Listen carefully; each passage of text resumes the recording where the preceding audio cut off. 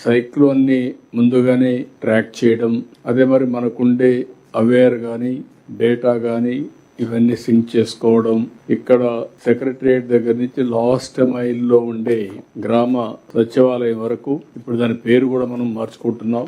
ఎందుకంటే vision unit కింద వాళ్ళందరూ కూడా ట్రాన్స్ఫార్మ్ చేయాల్సిన అవసరం ఉంది.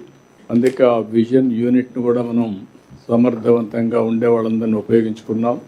లైన్ డిపార్ట్మెంట్స్ ఉన్నాయి.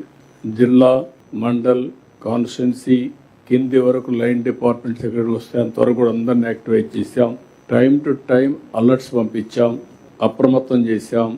దానికి కావాల్సిన యాక్షన్ ప్లాన్ కూడా తయారు చేసుకొని మనం అనుకున్న ప్రకారం ప్రాణ నష్టాన్ని పూర్తిగా తగ్గించగలిగాం.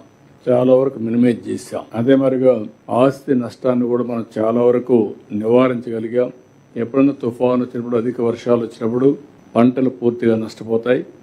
ఈసారి కూడా పంటలు నష్టపోయే పరిస్థితికి వచ్చింది. అవన్నీ కూడా రియల్ టైంలోనే బేరీ చేసుకొని మనం ముందుకు పోయే పరిస్థితికి వచ్చాం. ఈ మీటింగ్ యొక్క ముఖ్యమైన ఉద్దేశం మనం రాబోయే రోజుల్లో డేటా డ్రివన్ గవర్నెన్స్. ఒకసారి టెక్నాలజీలో డేటా అంతా ఉంటే మనం ఆర్టిఫిషియల్ ఇంటెలిజెన్స్ గురించి మాట్లాడుతున్నాం. ఇక్కడే క్వాంటమ్ కంప్యూటర్ కూడా పెట్టుకొని జనవరి లోపల అది కూడా స్టార్ట్ అవుతుంది.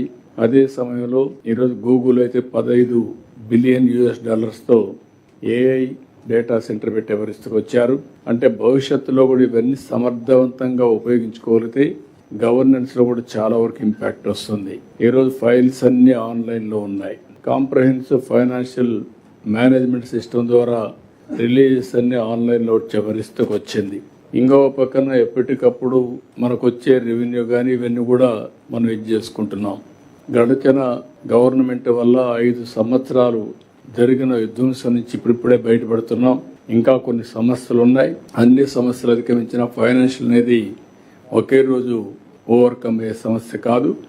దాన్ని కూడా మనం అధిగమించడానికి అన్ని విధాల ప్రయత్నం చేస్తున్నాం. అదే సమయంలో నేను మిమ్మల్ని కోరేది ఒక విజన్ డాక్యుమెంట్ కూడా తయారు చేసుకున్నాం. 2047 తయారు చేసుకున్నాం. ఇందులో కూడా నిర్దిష్టమైనటువంటి టార్గెట్స్ పెట్టుకున్నాం. ఆ టార్గెట్స్ కూడా ఇయర్ వైజ్ ఏ విధంగా ఉండాలి, అదే సమయంలో దాన్ని బైఫర్కేషన్ కూడా బ్యాక్వర్డ్ ఇంటిగ్రేషన్ చేసి క్వార్టర్లీ ఎట్టుండాలి, మంత్లీ ఎట్టుండాలి, ఇవి కూడా ఒక నిర్దిష్టమైన టార్గెట్స్ పెట్టుకొని ఒక జిఎస్టిపినే కాకుండా కొన్ని డిపార్ట్మెంట్స్ మనం చూస్తే హ్యూమన్ రిసోర్స్ డెవలప్మెంట్కి పనిచేస్తాయి. కొన్ని డిపార్ట్మెంట్ రెగ్యులేటరీ డిపార్ట్మెంట్లుగా ఉన్నాయి. కొన్ని డిపార్ట్మెంట్లు సర్వీస్ స్టాండర్డ్స్, వెల్ఫేర్ ప్రొవైడ్ చేసే పరిస్థితిలో ఉంటాం. ఇవన్నిటిని కూడా ఎకో సిస్టమ్ కరెక్ట్గా ఉంటేనే మనం అనుకున్న టార్గెట్స్ మనం అచీవ్ చేస్తాం. అప్పుడే సస్టైనబిలిటీ ఉంటుంది.